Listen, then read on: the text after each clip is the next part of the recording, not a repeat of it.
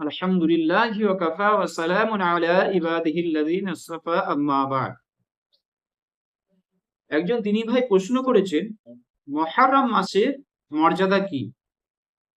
মুহররম মাসের মর্যাদা সম্পর্কে যেটি পাওয়া যায়,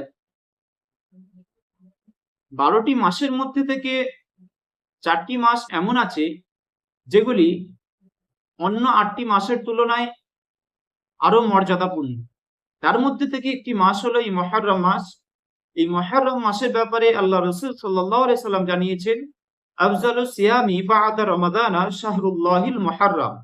এই হাদিসটি হযরতে আবু হুরায়রা রাদিয়াল্লাহু তাআলা আনহু থেকে বর্ণিত। তিনি বর্ণনা করেছেন, আল্লাহ রাসূল সাল্লাল্লাহু আলাইহি সাল্লাম জানিয়েছেন, রমজানের পর সর্বোত্তম রোজা হলো আল্লাহর মাস মুহররম মাসের রোজা। এই হাদিসটি সহিহ মুসলিমের 1100 হাদিসের মধ্যে পাওয়া যায়। অতএব বোঝা গেল যে আরো অন্যান্য মাসের তুলনায় মুহররম মাসের মর্যাদা অনেকটাই আছে এবং এই মাসকে আল্লাহর মাস বলে গণ্য করা হয়েছে।